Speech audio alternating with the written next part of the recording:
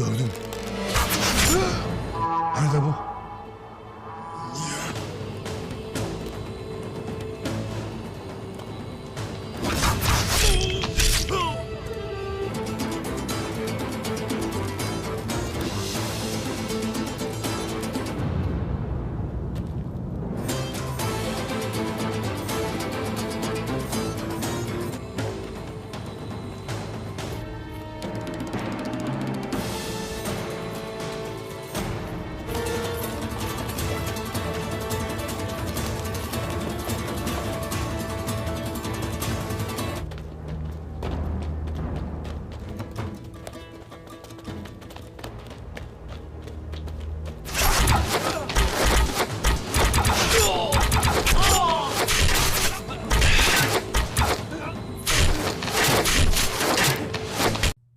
السلام علیکم ناظرین، اس قسط کے آغاز میں ارطغرل صاحب اورانوس سے پوچھتے ہیں ملاقات کہاں طے ہوئی ہے۔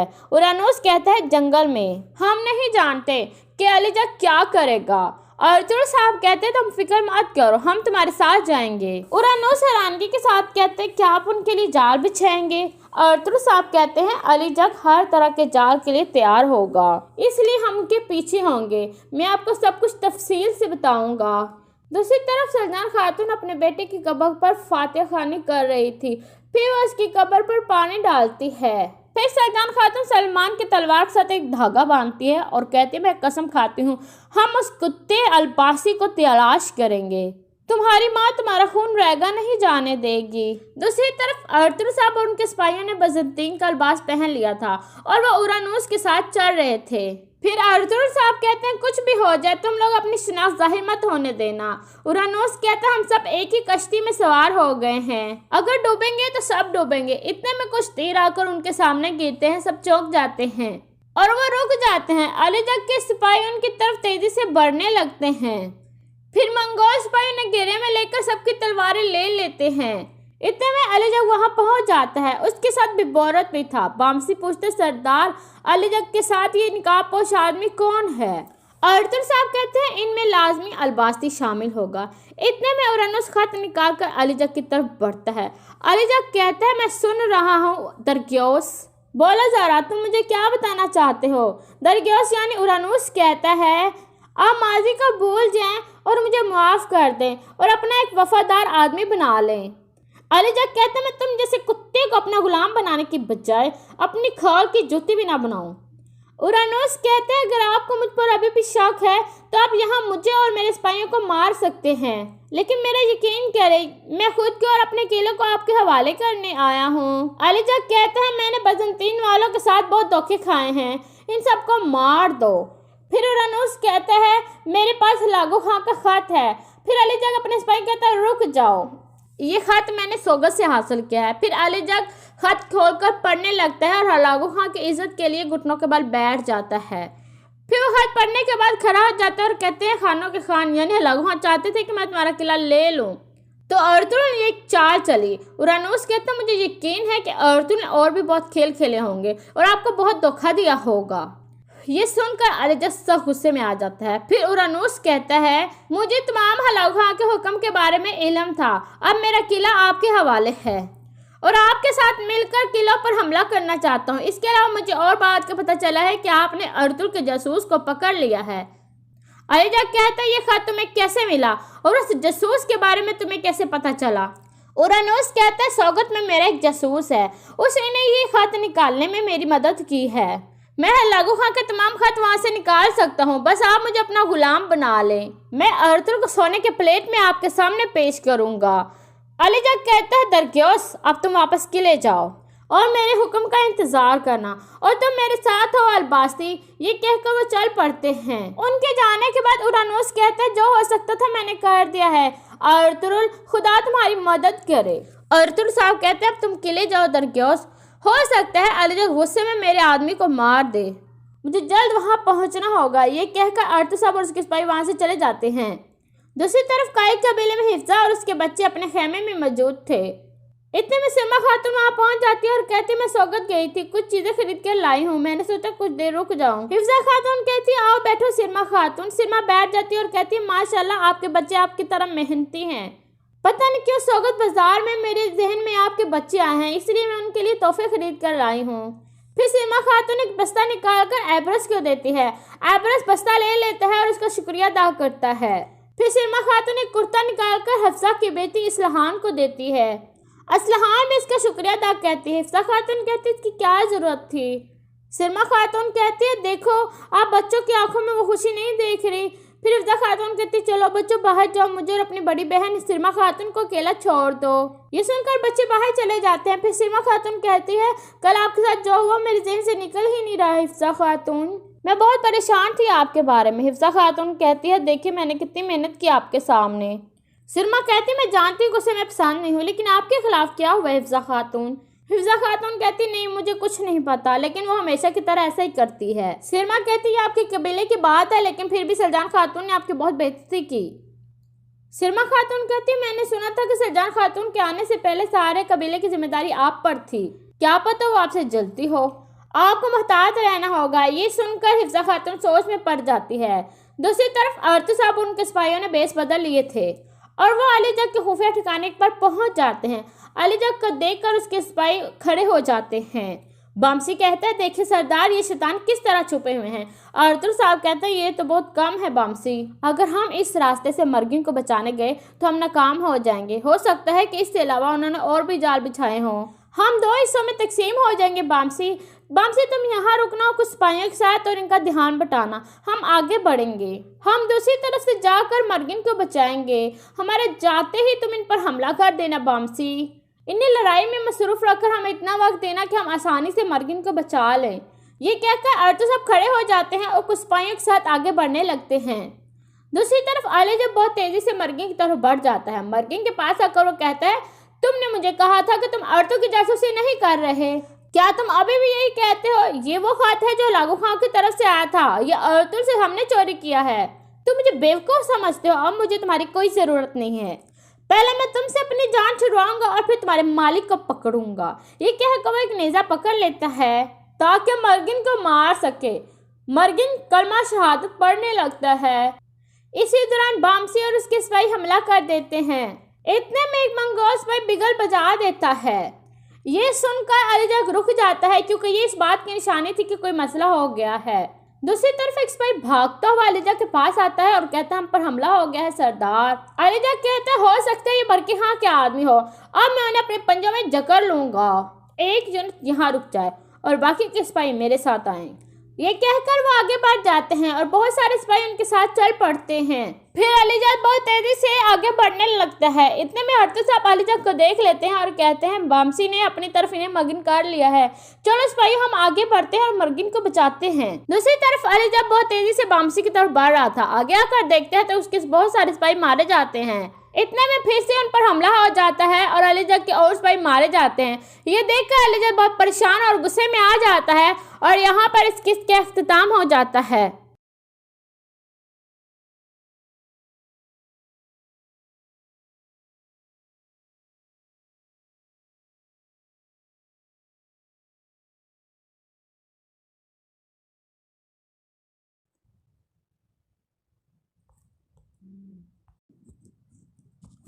उर्दू पहेलियाँ। पीर है वो एक सीधा सदा है पे, वो पूरा कह दे आधा। लुकम रोटी। कांच का घड़ा गचाने की गली, शरबत का प्याला मिसरे की डाली। तरबूज। एक चिड़िया चुंडेदार, अंडा देवे ना 1000, अंडा देवे 9000। पूछ बरे का मारा अकन लगाया, तब वो पी के मुंह थक आया। सिगरेट। मियाँ गरा बाजू फैलाया, बीबी बीबी बीबी घर में छुप छुप जाए। दरख्त।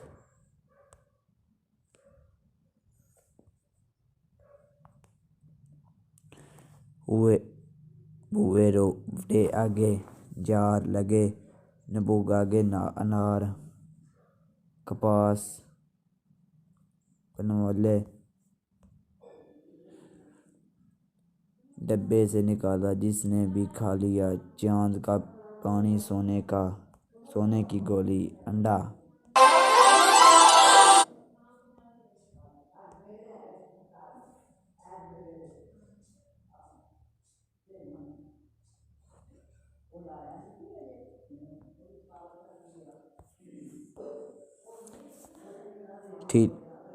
तीली का तेल, कंबार का हंडा, हाथी का सूंड, नवाब का झंडा। चिराग, हाथ से 10 को काटे, प्यास होकर पत्थर चाटे। नाखून तराश,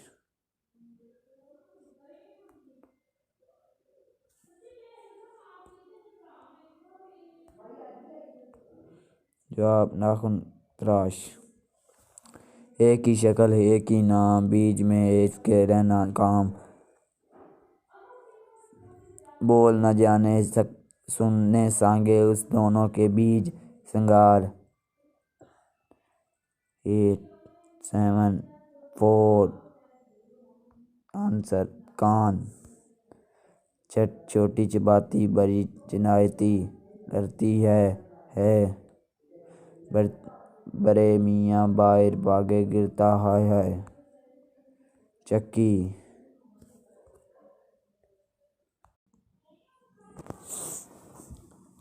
वो एक ऐसा शजर हो, ज़ाफ़रान शाद। किस्म नंबर 1, सन्नाटे को चीरती फायर की आवाज़ गूंजती थी एक साथ ही, किसी जानवर की खौफनाक सी फटकारी भी सुनाई हुई देती थी। वो जो पहले ही हवास बखाता से डरी सी नज़रों से इर्द गिर्द का जायजा ले रही थी, इस अचानक आफताब पर से फाख्ता पर खिलाई कर एक तोलवा अगर हरी चीख और उसके मुंह से बरामद हुई। फिर उस चीख का गला बारीक लेदारी उसके मुंह पर हाथ रख कर घोंट दिया गया और साथ ही अंग्रेजी में नहायत शफात लहजे में कहा गया, खबरदार कोई हरकत की या आवाज़ निकाली तो जान से मार दूंगा। और वो बेचारी तो पहले ही इतनी से समी हुई थी, बाकी कसर उसके शफाफ लहजे में निकाल दी थी, इसलिए इससे तो खौफ के मारे पीछे मड़ कर ये तक न देखा गया कि इस दमाने वाले जल्द आखिर है कौन। वो बस उसके मुंह पर हाथ रख उसे घसीटता चंद कदम पीछे हटा और फिर दूर लेकर जोर से ज़मीन पर चिटकार हुआ, बोला बगैर कोई आवाज़ निकाले, यहाँ लेटी रहो, पहले ही मेरी सारा प्लान चौपट कर दिया है। अगर ज़रा सी भी आवाज़ निकली तो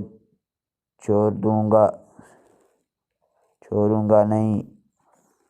अगला बेचारी तो इतनी पथरीली और घसीटी ज़मीन पर लेटी जाने पर इतनी बाज वैसे निकाला खून ही देखते रह गया और वो दोबारा आगे बढ़ गया। उसकी आंखों से बेख्तियार आंसू निकलने, या अल्लाह ये किस जुर्म की सज़ा है। इतने बेज़ैन और खौफनाक जंगल में इतने ही खौफनाक आदमी से पला है, या अल्लाह मदद फरमा। वो खामोशी से आंसू बहाती अपनी चोटियां सुला रही थी। जब वो वापस आई दिखाया ताग अयला ने दूर से उसे अपनी हिम्मत आते देखा तो नए सरे से सिम गई। उसकी खौफनाक सी धमकी उसे طرح قبضہ کر گئی۔ تمہاری وجہ سے میری اتنے دنوں کی محنت ضائع ہو گئی۔ اسپورٹ لڑکی، میرے دل کر رہا تمہارا گلا دبا دوں۔ تمہیں اتنی بے تکی سی چیخ مارنے کی کیا ضرورت تھی؟ اگر اتنی ہی بے ڈرپوک ہو تو اس جنگل میں کیا کر رہی ہو؟ جا کر اپنے گھر بیٹھو آرام سے۔ وہاں وہ اس کے اوپر کھڑا اسے گھورتا ہوا بول رہا تھا۔ انداز ایسا تھا جیسے اس کا چچ چبا جانا چاہیے۔ وہ 3 دن سے اس کی طاق میں تھا۔ آج جا کر یہ سنہری موقع میرے ہاتھ آیا تھا، پر تم پتہ نہیں کیا سے نازل ہو گئی تو یوں فضول طریقے سے چیخ لینا، وہ نکالنا ضروری۔ تمہاری وجہ سے میرا نشانہ چونک گیا اور گولی اس کی ٹانگ میں لگی۔ وہ بری طرح اس پر برس رہی تھی اور وہ خاموشی سے آنسو بہانے میں مصروف تھی۔ پتہ نہیں وہ جھاڑیوں میں کیا چھپ گیا ہے۔ زخمی شیر کو تو یوں چھوڑ بھی نہیں جا سکتا، اور اب تو میرا بجائے وہ میری طاق میں ہوگا۔ آخر اسے اپنی زخمی کے جانے کا انتقام بھی ہو تو لینا ہے۔ وہ خود کلامی کرنے میں مصروف تھی۔ وہ کچھ سوچتے ہوئے اپنے آپ سے باتیں کر رہا تھا۔ اب وہ رونا دھونا بھول کر بس زخمی شیر کے نام پر دل گئی۔ اس کے خوف سے پیالی آنکھوں پر نظر پڑی تو تنزیہ مسکراہٹ چہرے پر سجا کر بولی، تم اپنی خیر مناؤ، کیا پتہ میری بجائے تم ہی اس کے ہاتھے چڑھ جاؤ۔ بڑی عیاری ہے، 3 دن سے مجھے نچا کر رکھا ہوا ہے، کچھ تمہیں بھی سزا ملے۔ یوں لے موقع چیخنے کی، اور پھر اس کے جواب کا انتظار کیے بنا وہ آگے بڑھ گیا۔ یہ تو شاید واپس جا رہا تھا اور مجھے اسی سے ہیلپ مانگنی چاہیے۔ جیسے بھی آخر ہے تو انسان نہ چاہے دلاد نمائی سہے اس سے زخمی شیر سے تو بہتر ہے نا۔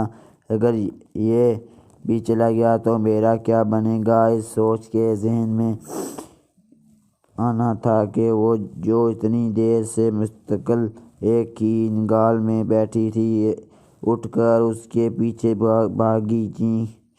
چیخ کر اسے کساد آواز نہیں دی کہ وہ پہلے ہی اس کی چیخنے سے چڑھا ہوا تھا۔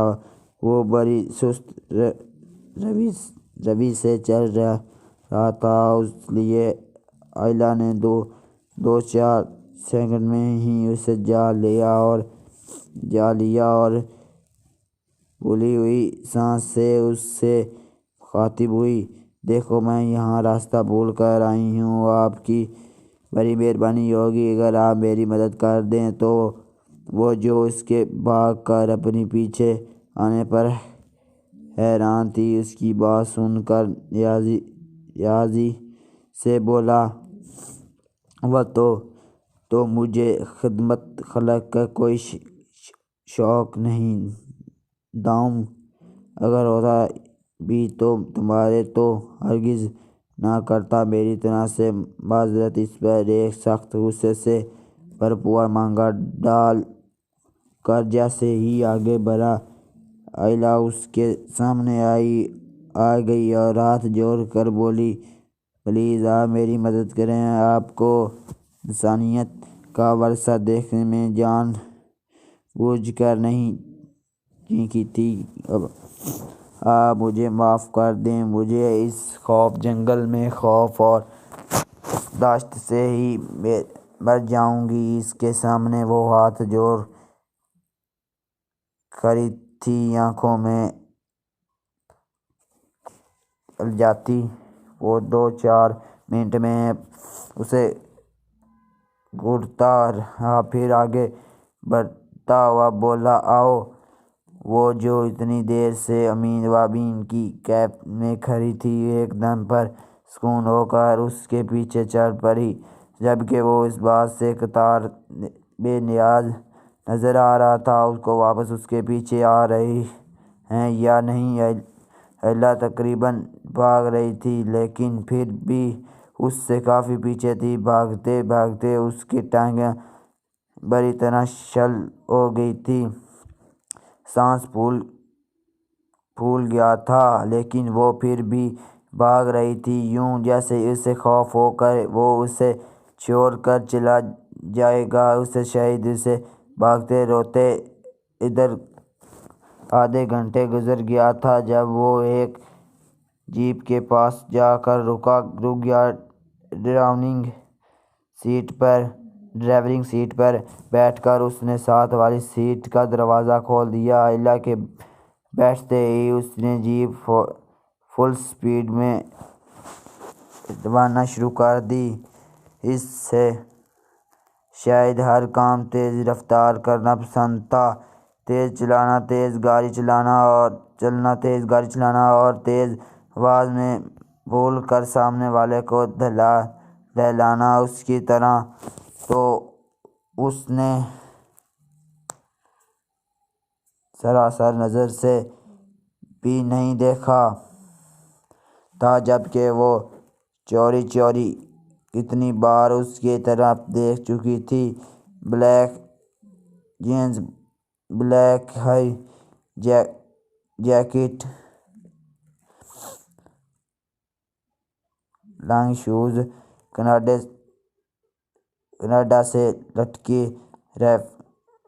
سے لٹکی رائفل، جیکٹ کی جیب میں ٹونسا ریوالور اور پینٹ کی جیب میں عرصہ خنجر۔ وہ شاید کوئی پروفیشنل شکاری تھا، اس لیے 11 کی جیپ چلانے کا انداز اور اس کے چہرے کے تاثرات بتا رہے تھے، اور وہ اس جگہ اور یہاں کے حالات سے مکمل راحت ہے۔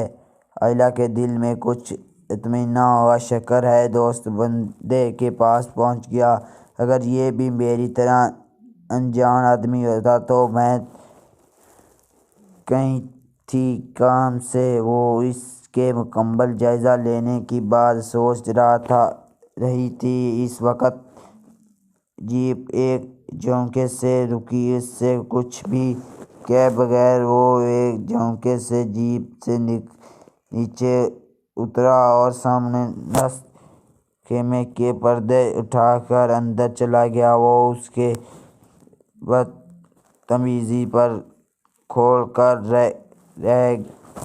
رہ گئی۔ اتنا بے بوادھ اور بدتمیز انسان ہی نہ اگر مدد کر ہی دیتی تھی تو کچھ انسانیت کا ثبوت تو دے۔ وہ وہیں جیپ میں بیٹھی جل رہی تھی جب یوں ہی بیٹھی 10-15 منٹ گزر گئے اور وہ دوبارہ باہر نکلا تو وہ خود جیپ سے نیچے اتری اور بن بلائی مہمان کی طرح خیمے میں داخل ہو گئی۔ اسے اپنی اس شرمی پر سخت تاؤ آ رہا تھا، لیکن حالات کا تقاضا تھا کہ گدھے کو باپ بنا لیا جائے، اس لیے اس نے چہرے کے تاثرات بھی دوستانہ رکھے۔ اور اس کا خیمہ کیا تھا، پورا لکژری بیڈ روم تھا۔ کم از کم اس نے زندگی میں جتنے خیمے دیکھے تھے ان سب سے مختلف تھا۔ پورے خیمے تو وال ٹو وال کلاڈ تھا۔ میرزون کلارک کا دیبیج اور ارکم دا کلین جس پر سبز اور سنہری پرنٹ تھا، سنگل فولڈنگ بیڈ جس پر ہلکے نیلے رنگ کی چادر بچھی تھی اور سائیڈ پر فولڈنگ چیئر رکھی تھی۔ ذرا آگے ایک میز تھی جس پر ٹائم پیس، ٹیپ ریکارڈر، 2-4 کتابیں اور سگریٹ کی ڈبیاں رکھی تھی۔ بیڈ کے ساتھ میں یعنی خیمے کی دوسری دیوار کے ساتھ 2 فلیکس رکھے تھے۔ ایک عدد ڈسٹ بین بھی تھا اور ساتھ ہی ایک میز پر چولہا رکھا تھا۔ اس میز پر 2-4 برتن اور کچھ کھانے پینے کا سامان بھی نظر آ رہا تھا۔ یا علی یہ کوئی نواب صاحب ہیں یا شکاری، اتنے شاہانہ انداز میں تو کسی کو شکار کرتے نہیں دیکھتے۔ یا صاحب تو لگتا ہے ایام مستقل قیام فرماتے ہیں۔ وہ اس کی آمد کی نوٹس لیے بنا اپنے لیے چائے بنانے میں مصروف تھا۔ جب چائے بن گئی تو آرام سے فلیکس پر ٹانگیں پسار کر بیٹھ گیا اور سانپ لینے لگا۔ اپنی اتنی انسداد پر اسے سخت غصہ آ رہا تھا، لیکن کوئی اور جانے بنا نہیں تھی، اس لیے مجبورہ خود کو سیٹتے وہیں قالین پر سمٹ کر بیٹھ گئی۔ وہ بڑی مشکل سے خود کو سمجھا رہی تھی اور اپنی آنا اور اونچی ناک کو تھپک کر سلا رہی تھی۔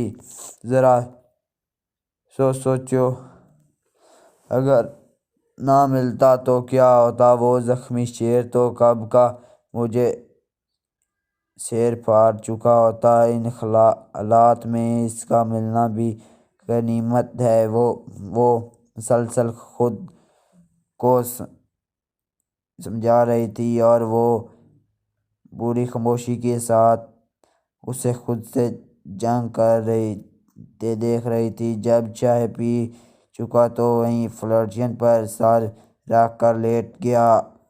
آئلہ نے 2-4 بار سر اٹھا کر اس کی طرف دیکھا، لیکن اس کے بعد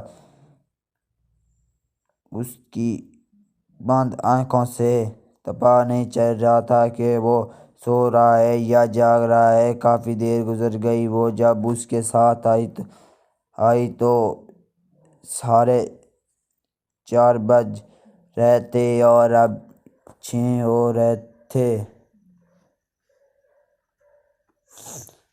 صبح سے وہ جتنی مشکل حالات کا سامنا کر رہی تھی، اب تھک کر ڈھال ہو چکی تھی اور کچھ غنودی بھی طاری ہو رہی تھی۔ وہ نیند کو سکھانے کی پوری کوشش کر رہی تھی، لیکن اس خیمے کا آرام دہ ماحول اسے کامیاب نہیں ہونے رہا تھا۔ اس کا دل چاہ رہا تھا کہ وہ ایک کپ چائے بنا کر پی لے، لیکن ایسا کرنا اس کے لیے جوئی شیر لانے کا مترادف تھا۔ اس لیے خود پر ضبط کیے بیٹھی رہی اور پھر نہ جانے کب بیٹھی ہی سو گئی۔ گھنٹوں میں منہ منا دیے وہ گہری نیند سو رہی تھی، جب اچانک کسی چیز کے گرنے سے اس کی آنکھ کھل گئی۔ ایک دم بری کا سو اوپر اٹھایا اور نیند سے جو بجھال آنکھیں کھول کر دیکھا تو وہ چولہے کے پاس کھڑا نظر آیا۔ شاید اس کے ہاتھوں سے کوئی برتن گرا تھا۔ ایلا نے گھڑی کی طرف دیکھا تو وہ 9 بج رہے تھے۔ وہ جب سے آئی تھی اسی زاو پر بیٹھی تھی، ٹانگیں بری طرح اکڑ گئی تھیں، ہاتھ پاؤں ٹھنڈے برف ہو رہے تھے۔ اچانک اسے محسوس ہوا کہ شاید قسم کی چکر آ رہا ہے۔ وہ جم ٹانگیں سیدھی کرنا چاہ رہی تھی، شاید کمزوری کی باعث سے بھی نہ کر پائی۔ اس خیال کا اس نے صبح سے ایک قطرہ پانی کا نہیں پیا، اور اگر تھوڑی دیر اور کچھ نہ کھایا پیا تو وہ بے ہوش ہو جائے گی، اتنی سخت بھوک۔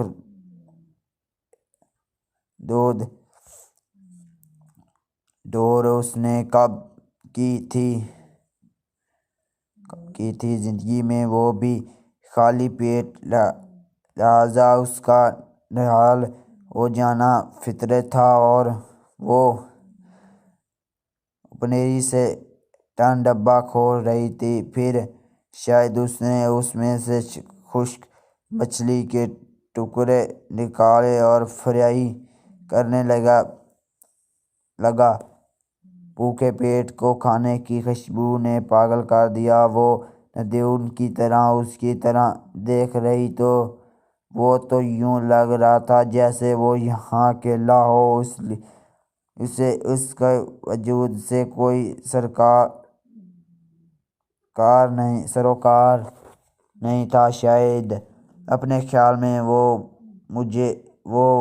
اسے اپنا ساتھ لا کر کافی سے زیادہ احسان کر چکا تھا، لہٰذا مزید کسی بطور مہمان داری کی ضرورت نہیں تھی۔ اس لیے اس کی طرف ایک دوستانہ مسکراہٹ تک نہ پھینکی اور اپنے کام میں مصروف رہا۔ مچھلی فرائی ہو گئی تو بریڈ کے ایک سلاس پر مچھلی اور دوسرے پر چیز رکھ کر 3 سنڈان چیزیں کیے، بہت پیار سے پلیٹ میں رکھا اور اپنے لیے کپ میں کافی مکس کرنے لگا۔ جب کافی تیار ہو گئی تو دونوں چیزیں لے کر وہاں اس کے پاس فلور پر آ بیٹھا اور بولا، تم کھاؤ گی؟ اور اس کی تو یہ حالت تھی کہ اس سے چھین کر کھا جاتی، خالی پیٹ سارا وانا بھول گئی۔ آج اس نے جانا کہ بھوک کتنی بری بلا ہے، شاید اس لیے لوگ پیٹ کی خاطر کچھ بھی کرنے کو تیار ہو جاتے ہیں۔ بمشکل اپنے ٹکراتے اور چکراتے وجود کو سنبھالتے ہوئے آگے بڑھی اور اس کے افرا کے جواب میں بغیر کسی تکلیف کے پلیٹ سے ایک سینڈوچ اٹھایا اور یوں کھانے لگی جیسے اس کے چھین جانے کا خطرہ ہو۔ وہ اپنا کھانا چھوڑ کر بہت غور سے اسے دیکھنے لگا۔ جب نیوز کی خاتونوں میں سے کوئی لگ رہی تھی 2-3 نوالے میں اس نے اپنا سینڈوچ ختم کر لیا، مگر ایک سینڈوچ سے تو اس کا آدھا پیٹ بھی نہیں بھرا تھا۔ اس نے پلیٹ اس کے آگے کی تو اس نے فوراً دوسرا سینڈوچ اٹھا کر کھانا شروع کر دیا۔ اس وقت بھوک کے سوا کوئی بات یاد نہیں رہی تھی۔ وہ بے چارہ جو اپنے سینڈوچ میں سے ایک نوالا لے چکا تھا وہ بھی اس کے سامنے رکھا پلیٹ میں رکھ دیا اور اپنے بیگ سے بسکٹوں کا ایک پیکٹ نکال لایا۔ جب تک اس نے بیگ کھولا وہ بڑے اطمینان سے 3 سینڈوچز کھا چکی تھی۔ اس نے پلیٹ سامنے کی تو وہ شرمندگی سے ہو گئی۔ پلیٹ میں اناج گیا تو سارا شرم بھی یاد آ گئی۔ اس لیے اسے اپنے ندیدے پن اور بے احتیاطی پر افسوس بھی ہوا۔ بسکٹوں کی طرح ہاتھ بڑھائے بغیر وہ یوں سر جھکائے بیٹھی رہی تو وہ بولا، اگر کافی پینی ہے تو خود اٹھ کر بنا لو۔ مجھ سے یہ امید مت رکھو کہ میں تمہاری مہمانداری کروں گا۔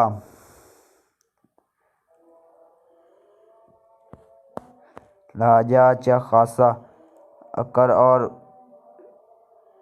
روڈ قسم کا تھا، لیکن اس کے لہجے پر ناراض ہونے کے بجائے وہ اس کی بات پر حیران رہ گئی کہ وہ اس سے اردو میں بات کر رہا تھا۔ آپ پاکستانی ہیں؟ وہ کچھ جوش اور خوشی سے بھرپور لہجے میں بولی تو وہ اپنے مخصوص اکڑ لہجے میں بولا، کیوں؟ تمہیں جو پانی نظر آتا ہوں کیا؟ فضول اور احمقانہ سوالات سے مجھے سخت چڑ ہوتی ہے۔ وہ بسکٹ کھاتا ہوا بدتمیزی سے بولا، تم وہ کھول کر رکھ کر رہ گئی؟ اس جنگلی کو تو بات کرنے کی بھی تمیز نہیں۔ اسے تو یہ بھی نہیں معلوم کہ خواتین کا احترام بھی کوئی چیز ہوتی ہے۔ وہ سوچتی رہی اور وہ کافی پیتے ہوئے دوبارہ اس سے لاطلب ہو چکا تھا۔ اس نے تو اس سے یہ بھی نہیں پوچھا کہ وہ کون ہے اور اتنی خوفناک جنگل میں کیا کر رہی ہے۔ اس کا انداز ایسا تھا جیسے وہ قطع لاپرواہی ہو۔ اگر وہ ہے تو ٹھیک، اگر وہ نہیں ہے تو بہت اچھی بات ہے۔ پھر وہ اٹھے، پلیٹ اور کپ وہیں چولہے کے پاس رکھے اور باہر چلا گیا۔ کافی دیر ہو گئی اور وہ واپس نہ آیا تو آئلہ کو گھبراہٹ شروع ہو گئی۔ وہ احتیاطی خیمے سے باہر نکل آئی۔ ارد گرد پھیلا انداز خوف کے دو چاند کر گیا، سوائے دورداری سے آتی چیخوں کے کچھ سنائی نہ دے رہا تھا۔ عجیب و غریب آوازیں جانے کسی جانور کی تھیں یا کسی اور چیز کی۔ وہ خوف سے سن کھڑی رہ گئی۔ چاروں طرف پھیلی تاریکی اور گھنا جنگل جس میں وہ اس وقت اکیلی تھی۔ اس نے خوفزدہ ہو کر رونا شروع کر دیا۔ تبھی اسے اپنے نزدیک قدموں کی چاپ سنائی دی تو اس کے منہ سے بے احتیاط چیخ نکل گئی۔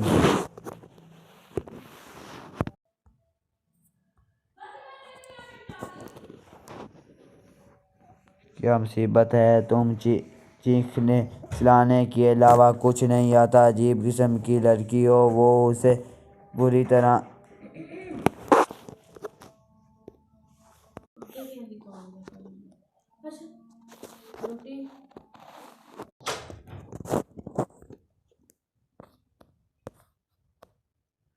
گھس گیا اور وہ وہاں سے چونکتی اس کے پیچھے چلی آئی۔ اس کے تمام تر بدتمیزی کے اس کے ہونے سے ایک عجیب تحفظ کا احساس ہو رہا تھا۔ ایک دم سارا خوف زائل ہو گیا۔ اس نے اندر آ کر ایمرجنسی لائٹ آف کر دی اور کمبل تان کر لیٹ گیا۔ وہ کچھ دیر تو کھڑی اسے دیکھتی رہی، پھر وہ قالین پر دونوں فروش مل کر آگے اوپر لیٹ گئی اور دوپٹہ پورا کھول کر خود اپنے اوپر ڈال لیا۔ بھلا ہو اس فیشن کا، اس نے خود سے کہا، ورنہ ٹھنڈی زمین میں ٹھہرتی کے بعد جاتی لیٹے ہوئے ابھی 2-4 منٹ ہوئے ہوں گے۔ وہ آس پاس آتے جانوروں کی آوازیں اسے خوفزدہ کر رہی تھی، اس لیے اسے لگ رہا تھا سب جنگل کے جانور مل کر آ رہے ہیں۔ گپ انداز وزین جنگل اس کے ذہن میں عجیب سی خیال آنے لگے۔ ہمیں دیں اجازت اور اللہ حافظ۔